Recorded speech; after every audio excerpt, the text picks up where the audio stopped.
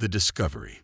The vastness of space stretched before Captain Maya Chen as she stood on the observation deck of the UES Odysseus. Humanity's most advanced deep space exploration vessel had been traveling through the uncharted Cygnus sector for nearly 14 months. Their mission: to extend humanity's understanding of the cosmos and search for signs of intelligent life beyond Earth. So far, they had catalogued dozens of exoplanets, but found nothing more complex than microbial colonies. "Captain, you're needed on the bridge." The calm voice of Dr. Elijah Okonkwo, the ship's chief science officer, came through her comm unit. "On my way," she replied, taking one last look at the star field. Something in Dr. Okonkwo's tone had caught her attention, a subtle shift from his usual methodical demeanor. When she arrived on the bridge, the atmosphere was charged with a tension she hadn't felt since their departure from Earth. Lieutenant Commander Dmitry Volkov, the navigation officer, was hunched over his console, his eyes wide with concentration. Dr. Okonkwo stood beside him, his tablet displaying a cascade of data. "Report," Chen ordered, taking her position at the command chair. "We detected an anomaly approximately 3 light hours from our position," Okonkwo explained, sending the data to the main view screen. "At first, we thought it was a rogue asteroid, or perhaps a small planetoid, but the readings are inconsistent with natural formations." The view screen displayed a massive object, roughly cylindrical, but with organic-looking protrusions along its length. It rotated slowly, occasionally reflecting starlight off surfaces that appeared metallic. "That's artificial," Chen breathed, leaning forward. "Yes, Captain," Okonkwo confirmed. "And based on preliminary scans, it's been out here for a very, very long time. The material degradation patterns suggest an age of at least 30,000 years." The bridge fell silent. Humanity had only achieved faster-than-light travel 50 years ago. The idea of encountering a vessel that predated human civilization was overwhelming. "Any signs of life or activity?" Chen asked. "None that we can detect," replied Lieutenant Sophia Nakamura, the ship's sensor specialist. "But there's an energy signature deep within the structure. It's faint, but consistent with some kind of power source still functioning." "Set an intercept course, Lieutenant Volkov," Chen ordered. "Standard first contact protocols. Alert all department heads and prepare a briefing in 30 minutes. As the Odysseus adjusted its course, Chen couldn't shake the feeling that they were about to cross a threshold from which humanity could never return. "We're within visual range," Volkov announced 12 hours later, magnifying now. The alien vessel filled the view screen, dwarfing the Odysseus. What had seemed cylindrical from a distance revealed itself to be far more complex, a series of interconnected structures that formed a cohesive whole, resembling nothing so much as a massive seed pod designed by engineers who had never seen Earth's flora. "It's beautiful," whispered Dr. Amara Patel, the ship's xenolinguist. "And completely dormant," added Okonkwo. "We've been broadcasting first contact protocols for the past 6 hours. Mathematical sequences, binary patterns, even decoded representations of our own genetic code. No response." "Keep trying," Chen ordered. "Lieutenant Nakamura, can you get more detailed scans of the internal structure? The outer hull is composed of an unknown alloy that's partially blocking our sensors," Nakamura reported. "But I am detecting vast empty spaces inside, consistent with habitation areas or cargo holds. And that power source is still active, though it seems to be in some kind of standby mode." Chen turned to Dr. Patel. "Any thoughts on how to establish communication?" "We've tried every first contact protocol in the book," Patel said, frustration evident in her voice. "Mathematical constants, prime numbers, binary representations of hydrogen atoms. Either it's not receiving our transmissions, or it doesn't care. Or it's waiting for something specific," Chen mused. "Continue broadcasting on all frequencies. Let's reduce our distance to 1,000 kilometers and maintain position there." The next several hours passed in a state of tense anticipation. The bridge crew worked their stations diligently, each absorbed in their tasks, occasionally stealing glances at the ancient vessel hanging motionless against the backdrop of stars. "This is pointless," Volkov muttered after the 8th hour. He had been continuously adjusting their position, making minor corrections to maintain their distance from the alien craft. "We've been talking to this thing for hours. It's dead." "We don't know that," Patel countered. "Its power source is still active. For all we know, it could be analyzing us right now." "Then why doesn't it answer?" Volkov snapped, his fatigue evident. He pushed away from his console in frustration, reverting to his native Russian. "Afachay nam, chert возьми," he growled. "Answer us, damn it." The effect was immediate and dramatic. The alien vessel pulsed with sudden light, bands of luminescence rippling along its length like waves. Systems that had been dormant for millennia awakened in cascading sequences. "What the hell?" Chen exclaimed, rising from her chair. "Energy readings are spiking across the entire structure." Nakamura reported, her fingers flying across her console. "The power source just increased output by 500% and rising." "Did it just respond to Volkov?" Okonkwo asked, incredulous. All eyes turned to the navigation officer, who looked as stunned as everyone else. I was frustrated," he stammered. "I spoke in Russian." "Keep talking," Chen ordered. "In Russian." Volkov swallowed and leaned toward his communication panel. "Здравствуйте," he said cautiously. "Hello. My Ludes planetes Emblia. We are humans from the planet Earth." The alien vessel's response intensified. Panels along its hull shifted, revealing what appeared to be docking mechanisms. A beam of soft blue light extended from the vessel, scanning the Odysseus from bow to stern. "It's scanning us," Nakamura confirmed. "Non-invasive, appears to be some kind of identification protocol." The scan completed, and a message appeared on the main view screen, symbols unlike any human language, flowing and shifting like liquid. "Can you translate that, Dr. Patel?" Chen asked. "It's not matching any known linguistic patterns," Patel replied, quickly recording the symbols. "But it's definitely structured, not random. Give me a moment." Before she could continue, the symbols morphed, rearranging themselves into recognizable Cyrillic characters, then into English. "G-N-E-D-K identity. So and FIR into vocale patern. Rikti ogenize. Welcome. Chajal Durian of DKKSEEDERs. Access granted. Children of the Cedars." Chen repeated. "What does that mean?" "Captain, the vessel is extending a docking corridor," Volkov reported, his voice steady once more as he regained his professional composure. "It appears to be inviting us to board." Chen considered their options.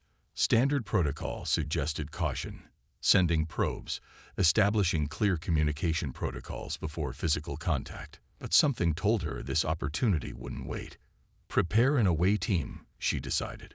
"Dr. Okonkwo, Dr. Patel, Lieutenant Nakamura, you're with me. Lieutenant Commander Rodriguez will assume command of the Odysseus. And Volkov, you're coming too. Whatever connection you have with this vessel, we might need it." "Captain, with respect, that's against protocol," her first officer, Commander Sarah Rodriguez, objected. "The captain shouldn't leave the away team." "Noted, Commander. But this is first contact with a civilization that may have been exploring the stars when our ancestors were still figuring out stone tools. I need to be there." Chen's tone made it clear the decision was final. "Have the team assemble in the airlock in 20 minutes with full environmental gear, and everyone brings translators and recording equipment." The docking corridor was unlike anything human engineers had designed. A transparent tunnel that seemed to be composed of energy rather than matter, yet maintained perfect atmospheric integrity. The away team moved cautiously through it, their boots making no sound on the strange surface. Atmosphere readings within the corridor match Earth standard, Nakamura reported, checking her handheld scanner. "Oxygen, nitrogen, trace elements all within habitable parameters. Keep your helmets on until I give the word, Chen ordered. As they approached the alien vessel, a circular portal dilated open, revealing the cavernous chamber beyond. The team stepped through, and the portal sealed silently behind them. "My God," Okonkwo whispered. The chamber was enormous, with walls that seemed to shift and ripple like water, yet remained solid. The ceiling arched high above, adorned with what appeared to be a representation of a star system. Not the Sol system, but something alien and unfamiliar. "The architecture defies conventional physics," Okonkwo said, scanning the surroundings. "These materials, they're responding to our presence, reconfiguring at the molecular level. Captain, I'm detecting massive data storage systems throughout the vessel," Nakamura reported. "This ship contains the equivalent of thousands of Earth's combined digital archives." The floor beneath them illuminated, patterns of light spreading outward from where they stood. The patterns coalesced into a holographic interface that hovered at waist height. Volkov approached it cautiously. "Kitoti tekoi?" he asked in Russian. "What are you?" The hologram pulsed, and a voice responded, not in Russian, but in perfect English with an accent none of them could place. "I am the Guardian," it said. "The last remnant of those you would call the architects. We have waited 37,492 years for your arrival." "You were expecting us?" Chen asked, stepping forward. "Not you specifically," the voice replied, "but those who carry the seed, those whose voices would awaken this archive." "I don't understand," Chen said. "Why did you respond to Lieutenant Volkov's voice, but not to our mathematical sequences or binary code?" The hologram shifted, displaying a double helix that was recognizably DNA, though with subtle differences from the human genome. "Your kind was chosen," the Guardian explained. "Long ago, the architects recognized their end was approaching, a cosmic event they could not survive.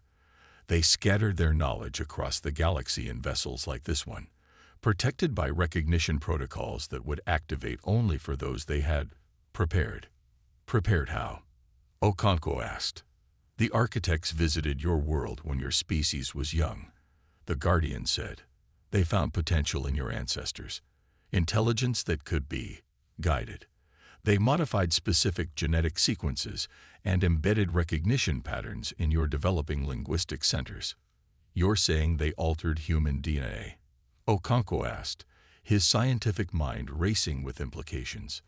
"They engineered us to be able to communicate with their technology." "In simple terms, yes," the Guardian confirmed. "They embedded the key within your species, within your languages and your genetic code, a key that would one day allow you to access their legacy." "But why?" Chen pressed. "Why us?" The hologram expanded, filling the chamber with a representation of the galaxy. Stars flared and died in accelerated time. Civilizations rose and fell, represented by intricate networks of light that eventually dimmed and vanished. The architects witnessed the birth and death of 1,000 civilizations, the Guardian explained. They saw patterns, species that achieved technological mastery, but lacked the capacity for growth beyond their biological limitations. Species that destroyed themselves through conflict or resource depletion. But in your ancestors, they saw something different. Capacity for abstract thought coupled with empathic understanding. A species that could learn from its mistakes. Chen felt the weight of this revelation pressing down on her. "So what is this vessel? What is its purpose?" "This is the Nexus," the Guardian replied. "One of 7 repositories placed throughout the galaxy. Within it are contained the complete scientific, cultural, and technological achievements of the architects. Knowledge that spans millions of years of development." The hologram shifted again, displaying complex technological schematics that made even the most advanced human innovations look primitive by comparison. It was their hope that when you were ready, when you had achieved the capacity to travel beyond your home system, you would find these repositories and use their knowledge to avoid the mistakes that led so many others to extinction. "And now that we found you," Chen asked, "what happens next?" The Guardian's hologram pulsed with new energy. That decision belongs to you. Children of the Cedars, you have awakened the Nexus. You have proven yourselves worthy of the gift. The knowledge of the architects awaits. The Awakening. Captain Chen stared at the holographic display, her mind racing to process the implications of what the Guardian had revealed. Humanity had never been alone. Their very evolution had been guided, their potential recognized by an ancient civilization that had vanished long before the first human cities arose. I need to report this to Earth Command, she said finally, turning to her team. Dr. Okonkwo, what's your assessment? The science officer was still scanning the chamber, his expression a mixture of awe and scientific curiosity. If what the Guardian says is true, this repository could advance human technology by centuries, possibly millennia. The ethical implications are considerable. Dr. Patel, Chen continued, your thoughts as our communication specialist. The xenolinguist hadn't taken her eyes off the hologram since it appeared. The Guardian speaks perfect English now, but at first responded to Russian. I believe the architects truly did embed linguistic recognition patterns in our brains, patterns that transcend any single human language, but are fundamental to how we communicate. Guardian, Chen addressed the hologram directly. You said this is one of 7 repositories. Where are the others? The holographic display shifted, showing a galactic map with 7 points of light scattered throughout. The locations of all Nexus repositories are contained within this database, it replied. However, I must advise caution. The knowledge contained here was meant to be accessed gradually, as your species developed the wisdom to use it responsibly. Volkov, who had been unusually quiet, stepped forward. You said we awakened you. Were you dormant all this time? I have maintained minimal functions for 37,492 years, the Guardian explained, awaiting contact from suitable inheritors. When I detected your vessel and confirmed your genetic identity, I initiated the awakening sequence. And what exactly does that entail? Chen asked. Before the Guardian could answer, Lieutenant Nakamura's scanner emitted a series of urgent beats. Captain, I'm detecting massive power fluctuations throughout the Nexus. Systems are activating all over the ship. The chamber around them suddenly pulsed with new energy. The walls, which had seemed fluid yet solid, became transparent, revealing the true scale of the vessel. Corridors stretched in all directions, leading to vast chambers filled with technology beyond human understanding. The awakening has begun, the Guardian stated. The Nexus is preparing all systems for transfer. Transfer? Chen repeated. What kind of transfer? Knowledge transfer, the Guardian clarified. The architect's legacy will be made available to you in stages, beginning with basic historical and cultural contexts, followed by scientific principles, and finally technological applications. Dr. Okonkwo stepped closer to the hologram, his scientific curiosity overcoming his caution. How will this transfer occur? Through data downloads to our ship's computers. Such methods would be inefficient, the Guardian replied. The architects designed a more direct approach. Before anyone could question further, a section of the floor beneath them reconfigured, revealing what appeared to be 5 reclined seats arranged in a circle. Neural interfaces, the Guardian explained. Designed to transfer knowledge directly to organic neural networks, your minds. That's not happening, Chen declared immediately. Direct neural interfaces with unknown alien technology. The risks are incalculable. The interfaces are specifically calibrated for your genetic makeup, the Guardian assured them. The architects ensured compatibility. Even so, Chen insisted, we need time to. She was interrupted by an alarm from Nakamura's scanner. Captain, I'm detecting another ship approaching at high velocity. It's not broadcasting any identification. The Odysseus hasn't reported any contacts, Chen said, activating her comm unit. Rodriguez, report. Static answered her. Communications are being blocked, Nakamura reported, checking her equipment. Something's interfering with our signals. The Guardian's hologram flickered, its form becoming more agitated. I detect an approaching vessel of unknown configuration. It does not match any architect records or your ship's profile. Show us, Chen demanded. A holographic display shifted to reveal a sleek, predatory vessel approaching rapidly. Unlike the organic, flowing design of the Nexus, this ship was all sharp angles and aggressive geometry. That's not one of ours, Volkov confirmed. No Earth ship has that configuration. Not Earth, the Guardian agreed. This vessel matches patterns consistent with the Void Reavers. Void Reavers? Patil asked. Scavengers, the Guardian explained, its tone shifting to something resembling urgency. They follow the echoes of ancient technologies through space, seeking to claim what they do not understand. They have found many architect artifacts throughout the millennia, but never a complete nexus. How do they even know about this place? Okonkwo asked.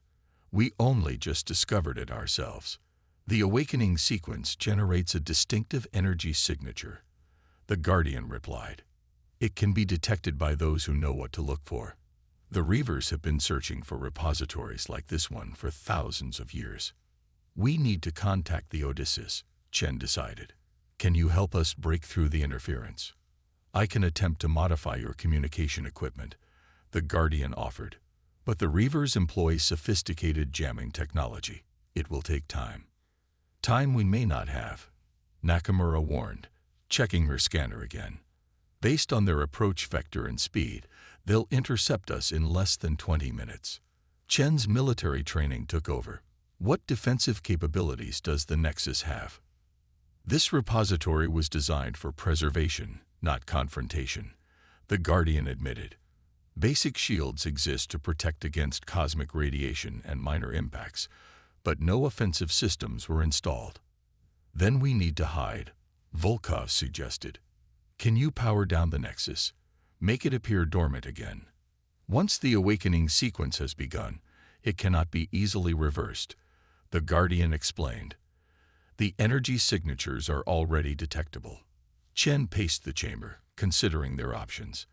The Odysseus has defensive capabilities, but without communications, they won't know what they're facing. Captain, Okonkwo interjected, his gaze fixed on the neural interface chairs.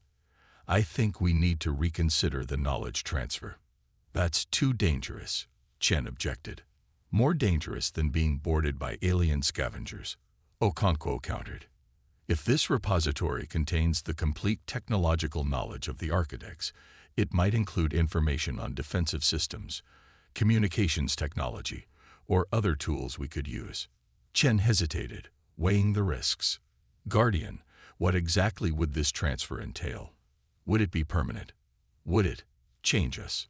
The interface is designed to impart knowledge without altering core consciousness, the Guardian assured her.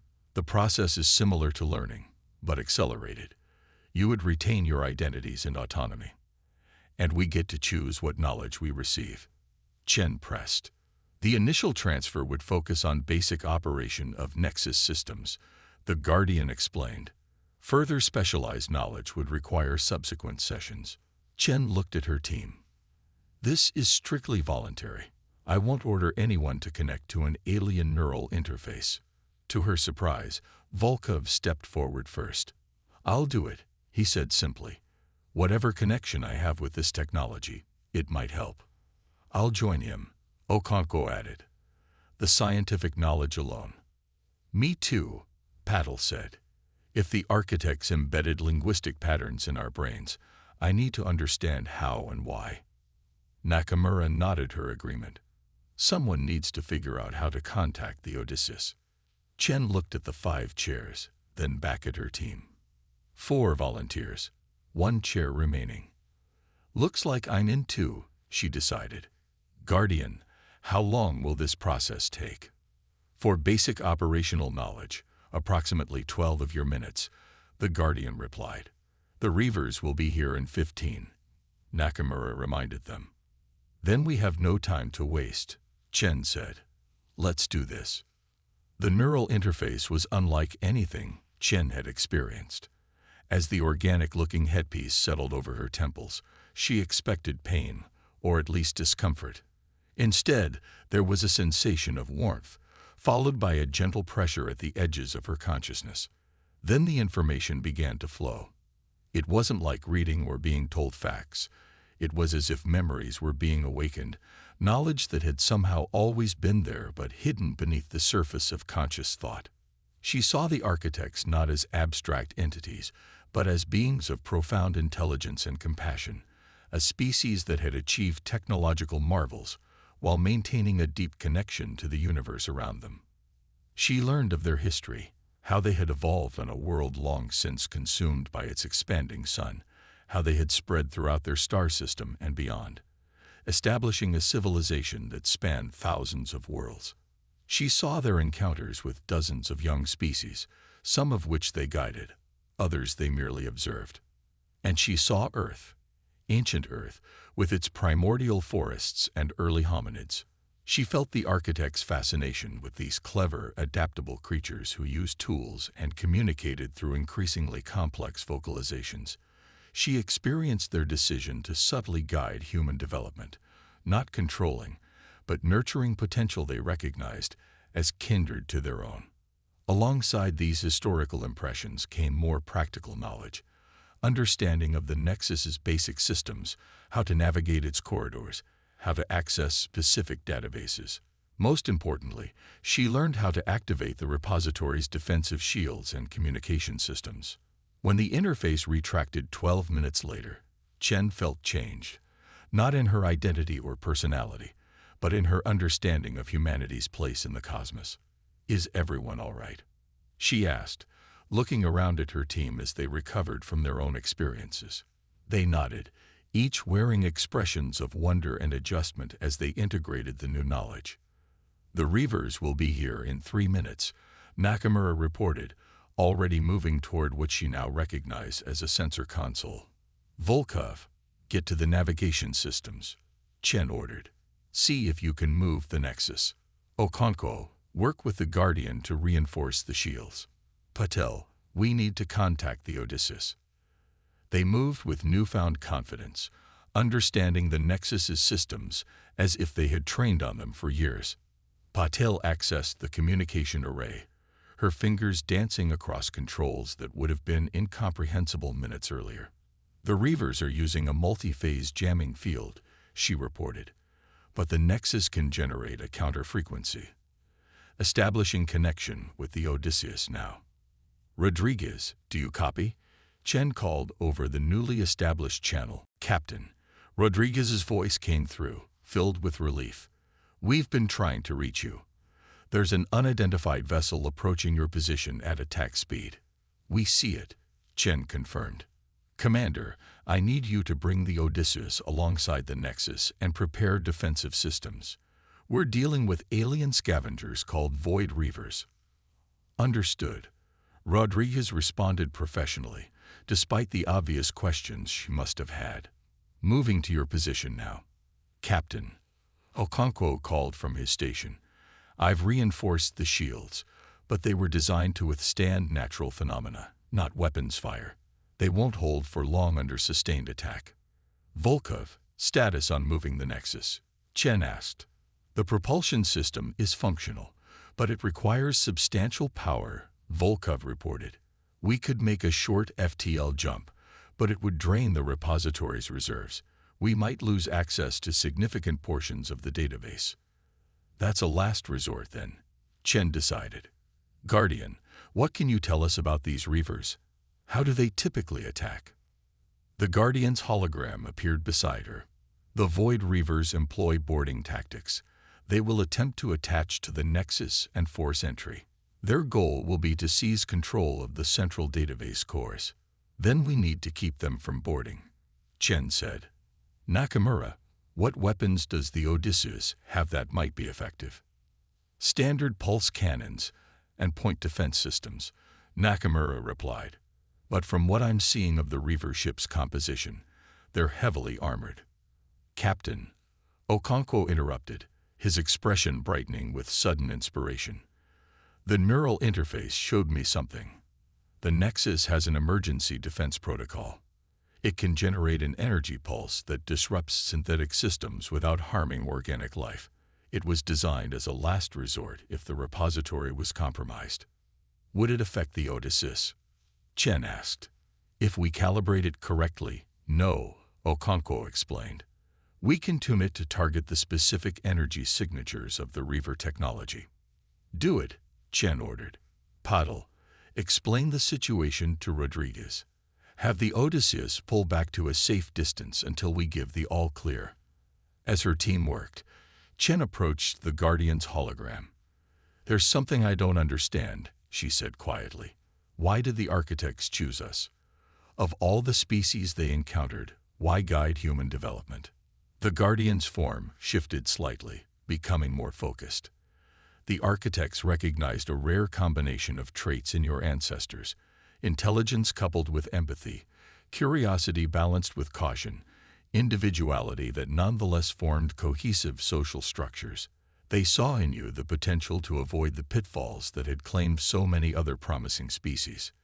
And yet we've had wars, environmental disasters, countless atrocities, Chen pointed out. Yes, the Guardian acknowledged. But you have also learned from them. Each time your species has approached the precipice of self-destruction, you have pulled back. You have created art of profound beauty alongside technology of remarkable ingenuity. You are imperfect, as all sentient life is imperfect. But you strive to be better. The architects believe that quality, more than any other, made you worthy inheritors. Before Chen could respond, Nakamura called out, "The Reaver vessel is entering deployment range." On the holographic display, they watched as the predatory ship slowed its approach, positioning itself above the Nexus. "They're launching boarding craft," Volkov reported. 6 small vessels, approaching from different vectors. "Odysseus is in position and standing by," Patil added. "How long until the defense pulse is ready?" Chen asked Okonkwo. 2 minutes, he replied, working furiously at his console. "I need to fine-tune the frequency to avoid affecting our own ship." "We might not have 2 minutes," Nakamura warned as the boarding craft accelerated toward them. Chen made her decision. "Volkov, give me control of the shields. We'll create a momentary gap on the far side of the Nexus from where the Reavers are approaching. Rodriguez, bring the Odysseus in close through that gap. I want our ship inside the Nexus shield perimeter." "Captain, that's incredibly risky," Volkov cautioned. "If the timing is off." "It's our best option," Chen insisted. "Once the Odysseus is inside, we can raise the shields again and deploy the pulse without worrying about damaging our own ship." The team worked with focused intensity, applying their newly acquired knowledge of the Nexus's systems. Chen directed the shield modulation while maintaining contact with Rodriguez. "Commander, we'll create an opening in the shields at these coordinates," she explained, transmitting the data. "You'll have a 10-second window to bring the Odysseus through." "Understood, Captain," Rodriguez replied, her voice tense but determined. "Ready when you are." "Shields modulating now," Chen announced. "Opening in 3, 2, 1. On the holographic display, they watched as a section of the Nexus's energy barrier flickered and disappeared. The Odysseus, waiting at the precise coordinates, immediately accelerated forward, slipping through the gap moments before it closed again. "We're in," Rodriguez confirmed. "Boarding craft will reach the hull in 30 seconds, Nakamura warned. "Pulse is ready," Okonkwo announced. "But be advised, this will temporarily disrupt all systems on the Nexus, including life support. We'll have approximately 2 minutes of emergency backup only." "Everyone, prepare for momentary systems failure," Chen ordered. "Guardian, will this affect you?" "My primary consciousness will be briefly suspended," the Guardian confirmed. "But I will reactivate once systems restore." "Do it, Dr. Okonkwo," Chen commanded. Okonkwo activated the pulse. For a split second, nothing seemed to happen. Then a wave of energy rippled outward from the Nexus's core, passing harmlessly through the humans, but causing every console and display to flicker and die. Through the temporarily transparent walls, They watched as the Reaver boarding craft suddenly lost power, drifting lifelessly in space. The main Reaver vessel itself seemed to shudder, its aggressive geometry now dark and inert. For 2 long minutes, the team waited in near darkness, illuminated only by the faint emergency lighting. Then, gradually, the Nexus's systems reactivated. Consoles lit up, environmental systems hummed back to life, and the Guardian's hologram reappeared. Pulse successful, Okonkwo reported, checking his readings. The Reaver ships are completely disabled. Rodriguez, status of the Odysseus? Chen asked over the restored comm system. All systems operational, Captain, came the relief reply. We were unaffected by whatever you did. The Reaver vessels appear to be dead in space. Guardian. Chen turned to the hologram. How long will the Reavers remain disabled? Their systems will require approximately 4 hours to reset, the Guardian replied. However, they will almost certainly return with reinforcements once they report finding a Nexus repository. Chen nodded, already formulating a plan. Then we have 4 hours to prepare. Volkov, how quickly can you teach a crew from the Odysseus to operate the Nexus propulsion system? With the neural interface. 20 minutes per person, he estimated. Good. Patel, contact Commander Rodriguez. I want a skeleton crew transferred to the Nexus immediately for training. We're taking this repository home. Captain, the Guardian interjected. I must advise caution. The knowledge contained within this Nexus was meant to be gradually integrated into your civilization. Introducing it too quickly could cause significant disruption. I understand the risks, Chen acknowledged. But leaving the Nexus here for the Reavers to return and claim isn't an option. We'll establish protocols for how the information is disseminated once we reach Earth. The important thing is that humanity has found its inheritance. As her team coordinated with the Odysseus crew, Chen gazed at the star map still hovering in the chamber. Somewhere out there were 6 more repositories, each containing knowledge that could transform human civilization. And beyond them, perhaps, other species the architects had guided, other potential allies in a universe that suddenly seemed both more dangerous and more full of promise than they had ever imagined. Captain, Okonkwo approached, interrupting her thoughts. I've been reviewing the data we received about the architect's history. There's something you should see. He brought up a new display, showing a series of astronomical readings, the cosmic event that the architects fled from. It wasn't a natural phenomenon. There are patterns that suggest deliberate causation. You're saying something caused the architect's extinction? Chen asked, alarmed. Not something, Okonkwo corrected grimly. Someone. And according to these calculations, whatever force they were fleeing from is still out there, somewhere beyond the edge of our mapped galaxy. Chen felt a chill run down her spine. So the architects didn't just leave us their knowledge as a gift. They were passing the torch before it went out. It would seem so, Okonkwo agreed, which makes protecting this repository even more critical. Chen nodded, her resolve strengthening. Humanity had just taken its first steps into a much larger, much more complex universe than they had imagined.